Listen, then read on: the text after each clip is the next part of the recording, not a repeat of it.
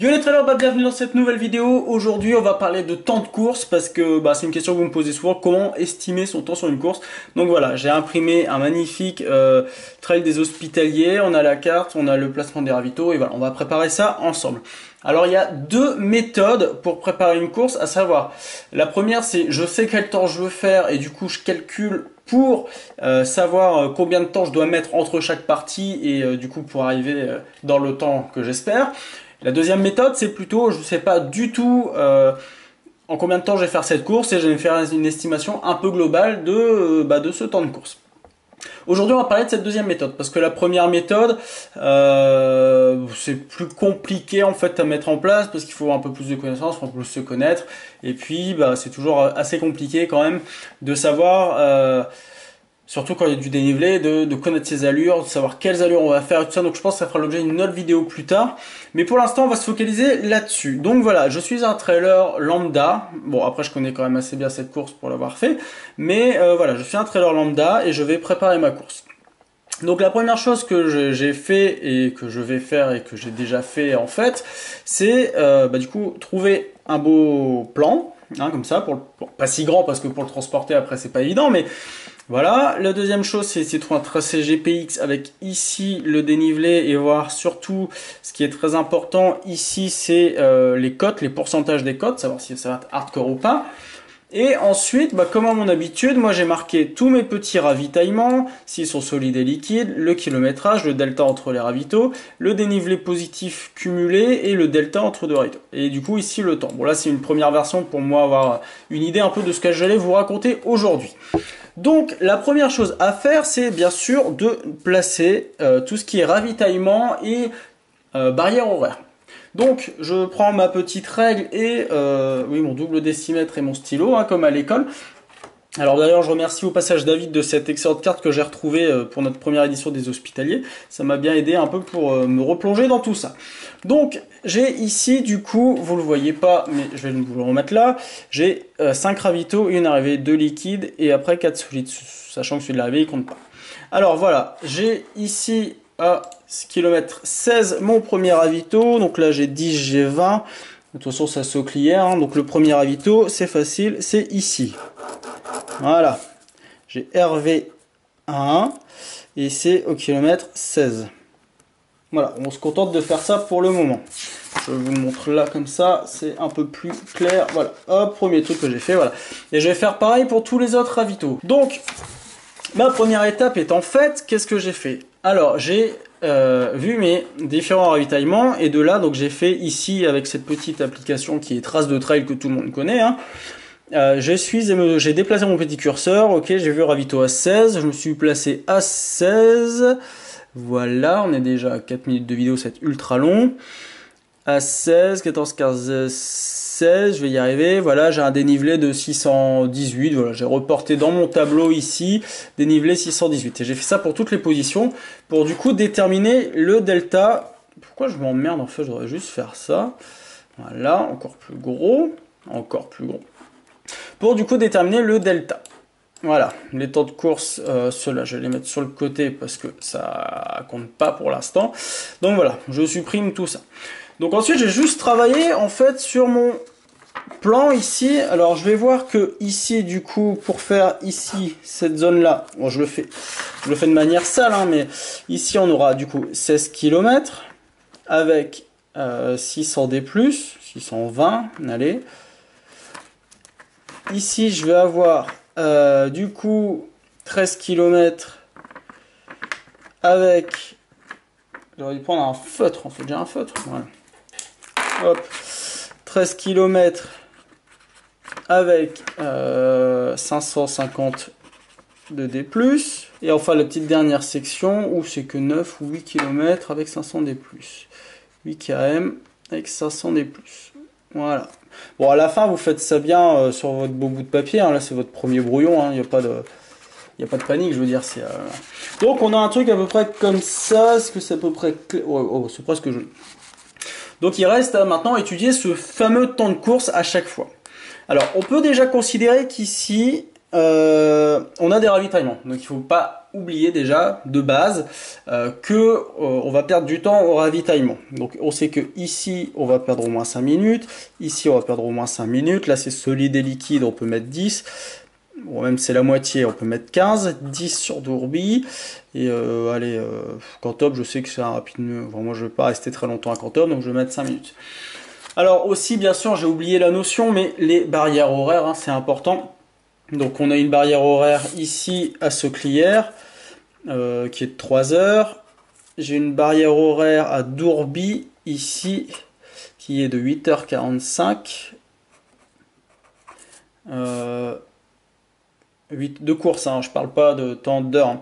Ensuite, j'ai Trèves, ici, en 10h45. Et enfin, la dernière, c'est Cantobre, j'en étais sûr. Cantobre en 13h30. 13h30, sachant que j'ai combien de temps pour faire la course? Je ne sais plus.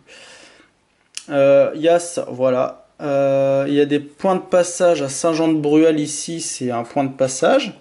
Donc il y a contrôle du passage. À Dourbi, il y a aussi un point de passage. Et enfin, à Trèves et à Cantobre. Des points de passage, ce qui est assez logique. Donc là, c'est juste pour contrôler que vous êtes bien passé à ces endroits. Donc ma carte, maintenant, elle ressemble à ça. Donc j'ai déjà des temps. Et maintenant, il me reste le truc le plus compliqué à faire, estimer tous les temps que je vais avoir. Donc, 3 heures pour faire 16 bornes, c'est un peu juste la première barrière horaire. Donc sur cette section, ici, alors, qu'est-ce que j'ai? Alors je reprends ma trace de trail, juste pour voir à peu près les pourcentages. Donc on voit bien, quand c'est très foncé, c'est du 30%. Si jaune, ça marche pas. Hein. Ah si, ça marche à peu près. Ouais, mais comment je reviens maintenant dans ma page? Bon, bref. Désolé, hein, c'est le... Donc ici, jaune, j'ai du 10, du 20. Donc là, je sais que ça monte. Ça va monter sur alors 11, entre 11 et 3 km. Donc 3 et 11, ça fait 8 km. J'ai une montée de 8 km où je prends de 100 à 500, je prends 400 des plus là-dessus. Donc sur cette section ici, là, sur 11 km, je vais prendre 500 des plus. Donc c'est vraiment pas violent. 500 des plus sur 11 km, non, ça fait, ouais, ça fait 100 mètres sur... ça fait, ouais, 100 mètres sur 2 km. Oh, je sais plus, j'ai pas envie de calculer. Mais en tout cas, c'est pas violent. Donc on peut... Alors, en prenant en compte les bouchons, on peut au moins se dire qu'on va faire un 8 de moyenne sur cette section-là, sachant que derrière, ici, on va pouvoir redescendre à peu près. Donc moi, je dis 8 parce que je connais. Donc après, on peut dire du 7,5. Donc on peut considérer que là, je vais à peu près mettre sur cette section... Là, ici, donc 2 heures, c'est 16 km. 2 heures, on prend un petit battement de 0... Si je mets 0,5, ça me fait encore 2 km à faire. Allez, on va se mettre 2h15. Parce qu'on est frais, c'est le début. Donc voilà, j'ai mis 2h15. Je sais plus ce que j'avais estimé ici au début. J'avais mis 2 heures. Okay. Sur la deuxième section, donc j'ai 13 km. Donc c'est un peu plus court. C'est que, entre guillemets, 13 km. Mais si je regarde entre le kilomètre 16, qui est là, et le kilomètre du 29 qui est en plein milieu de la montée. Ici, j'ai un bon petit pétard qui va me faire perdre pas mal de temps. Sur la première moitié, ici, je vais être assez roulant. Alors là, cette carte, elle est très écrasée, hein, donc ça paraît plus impressionnant que ça ne l'est. Hein. Donc là, ça va aller. Et là, j'ai un gros pétard où je vais perdre pas mal de temps. Donc je peux me baser quand même, je sais que sur cette moitié-là, ça devrait aller. Je peux tourner facilement à 8 de moyenne. Mais ici, je risque de perdre pas mal de temps. Donc si je risque de perdre pas mal de temps, ça veut dire que je vais peut-être plutôt tourner à... Allez, en supposant qu'on marche bien, à 6 km/h, et là, je vais plutôt être à 8. Donc vous allez me dire 6-8, ça fait 7 de moyenne. Sauf que on perd toujours plus de temps en montée qu'en descente, donc je vais plutôt tourner à 6,5. Donc 6,5 pour faire 13 bornes, ça tombe bien, ça fait 2 heures. Bon, c'est pas calculé, mais on va dire que c'est un truc dans le genre. Donc là, je sais que je vais à peu près passer 2 heures. J'oublie pas, bien sûr, que ici, dans mes ravitaux, je vais perdre du temps.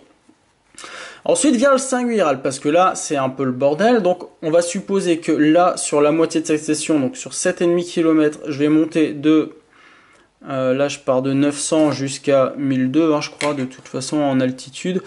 1003, et dans les petites bosses ici, donc c'est de toute façon à 29. C'est là, 29. 900 à 1003. 900, 1003, ça me fait 400 de D+. Donc là, je vais 400... 400 de D+. Sur, du coup, pas beaucoup sur 36 sur 7 km.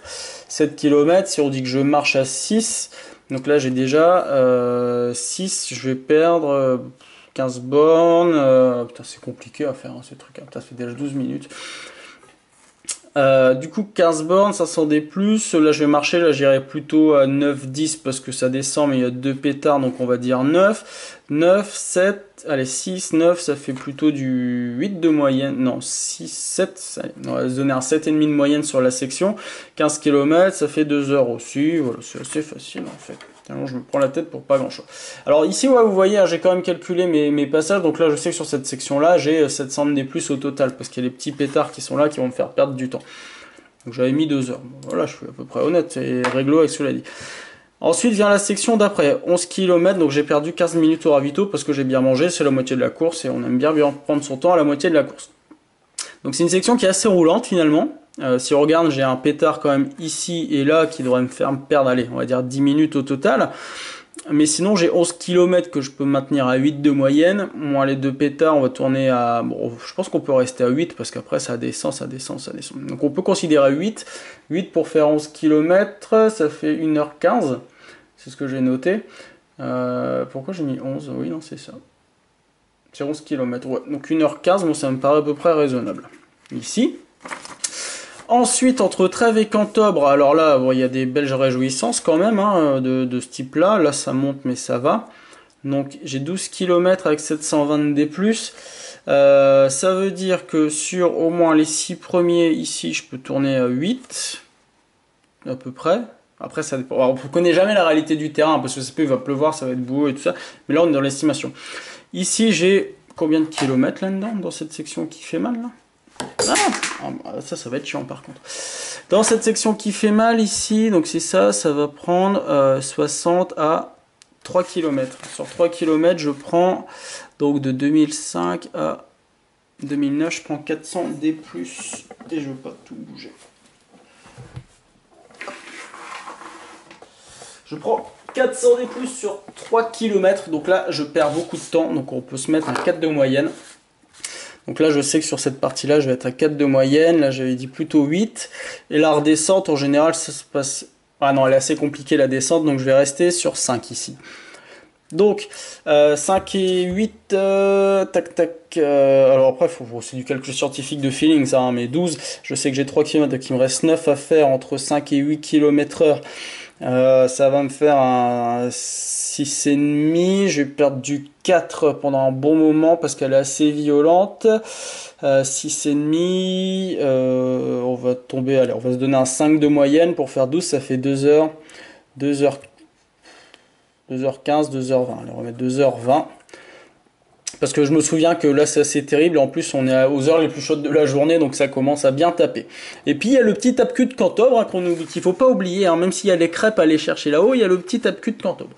Et enfin il reste les 8 derniers, donc là on a un peu 3 km et les 4 de descente, je sais que la descente est vachement roulante, donc là ça va plutôt tourner à 12 de moyenne, hein, enfin à 12 km/h, bon on va arrondir à 10, et que là dans la montée on va dire qu'on est fatigué, donc on va se mettre un 4 de moyenne. 4 de moyenne sur allez, à peu près 3 km, donc 3 km, donc j'ai presque passé 1 heure, on va dire 45 minutes. Et sur les 5 derniers à 10, 10 ça fait 30, donc je vais dire 45, 30, ça fait 1h15 pour la dernière section. Donc, on est pas mal ou qu'est-ce que j'ai dit comme bêtise? J'ai mis 1h10, 1h15, ok. Donc, je reprends mon sous-total, donc j'ai 2h15. Alors bon là c'est là qu'interviennent les calculs scientifiques.